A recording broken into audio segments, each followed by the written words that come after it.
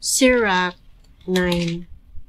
Ayaw pag pangabubho sa asawa nga imong gihigugma, magtudlo ka lamang niya sa pagbuhat ni adtong makadaot kanimo.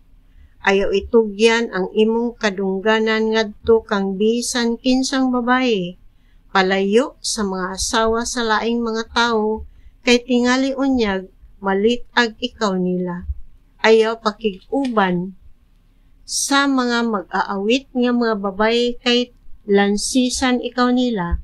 Ayaw pagtutok sa usa ka ulay kay tingali unyag mapugos ikaw sa pagbayad sa bilis sa usa ka asawa.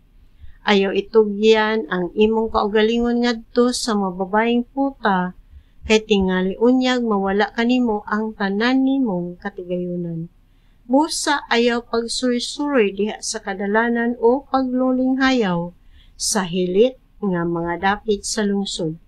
Inikakita nimo sa usa ka maanyag nga babae, ilingyaw ang imong naong ug ayaw ibutang ang imong nauna diha sa katahom ni bisan kinsa nga babae nga dili nimo asawa.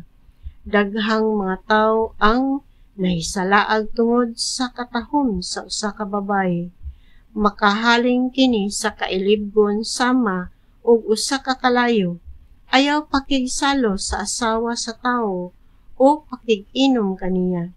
Tingali unyag matintal ka sa iyang kaanyag o malaglag ka tungod sa imong kailibgon. Ayaw biyai ang usa ka karaang higala, dili gayud ikaw makakita og usa ka bag-ong higala nga makailis kaniya. Ang higalaay sama sa bino, musamot kini sa kamaayo, samtang magkadugay.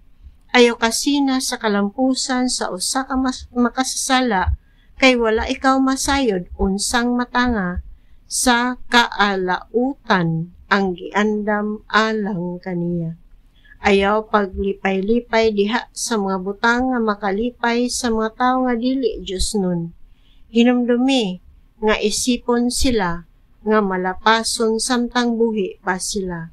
Kung magpalayo ikaw sa usa ka tawo nga adunay gahom sa pagpahamtang kanimo sa kamatayon, dili mamiligro ang imong kinabuhi, apan kung gikinahanglan gayud nga moduol ikaw kaniya, pagbantay pag-ayo kay tingalig patyon ikaw niya. Hibaloi nga ikaw naglakaw taliwala sa tinago nga mga litag o nga ikaw sayon nga bitikon. Ila-ilaha ang mga tawo sa imong palibot kanimo kutob sa imong mahimo o pamatig tambag gikan lamang kanila nga makahatag niini. Pakigsulti sa maalamon nga mga tawo ug himua nga ang balaod sa labing halangdon mao ang inyong pagahisgutan. Pilia ang mataro nga mga tawo nga imong iuban sa pagpangaon. Ang imong labaw nga garbo kinahanglang mao ang imong kahadlok sa Ginoo. Ang usa ka batid nga panday gidayeg tungod sa mga butang nga iyang gihimo ug ang kaalam sa usa ka pangulo makita pinaagi sa iyang mga pulong. Ang magsultig hinanali ug walay pagbantay, kahadlukan ug dumtan sa tanan diha sa lungsod.